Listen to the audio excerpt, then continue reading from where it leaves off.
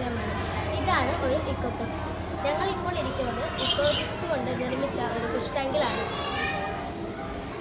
Fossil ഇന്ധനങ്ങളിൽ നിന്ന് നിർമ്മിച്ചതും നിരവധി ഉപഭോക്തൃ വ്യാവസായിക ഉൽപ്പന്നങ്ങളുടെ നിർമ്മാണത്തിന് ഉപയോഗിക്കുന്നതുമായ ഒരു സിന്തറ്റിക് പോളിമറാണ് പ്ലാസ്റ്റിക്.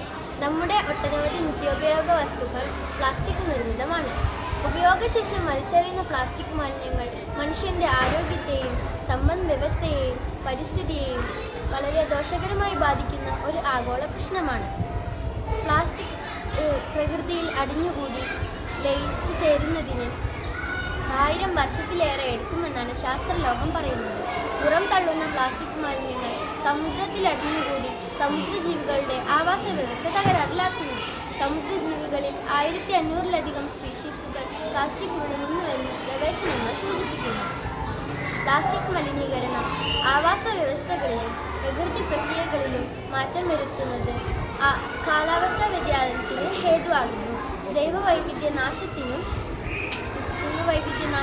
മനുഷ്യരുടെ ആവാസ വ്യവസ്ഥയ്ക്കും ഇത് തകരാറിലാക്കുന്നതിനും ഇത് കാരണമാകുന്നു. അതുകൊണ്ട് ഞങ്ങളാൽ കഴിയുന്ന ഒരു പരിഹാരം എന്ന നിലയിൽ വീടുകളിലെയും അയൽപ്പക്കങ്ങളിലെയും പ്ലാസ്റ്റിക് മാലിന്യങ്ങൾ ശേഖരിച്ച് ഒരേ അളവിലുള്ള പ്ലാസ്റ്റിക് ബോട്ടിലുകൾ പ്രത്യേക രീതിയിൽ നിറച്ച് ഇക്കോബ്രിക്സ് നിർമ്മിക്കുന്നു.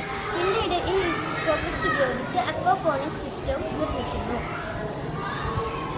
ഇതുകൊണ്ട് ഞങ്ങളുടെ വിദ്യാലയത്തിലേക്ക് ഉച്ചഭക്ഷണത്തിന് ആവശ്യമായ മത്സ്യവും പച്ചക്കറികളും ഉൽപ്പാദിപ്പിക്കുക എന്നതാണ് ഞങ്ങളുടെ ലക്ഷ്യം.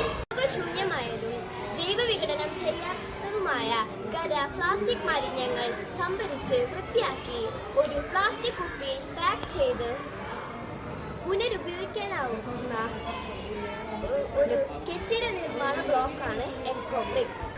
എക്കോബ്രിക് നിർമ്മിക്കാൻ പ്രത്യേക ട്രെയിനിങ് ആവശ്യമില്ല.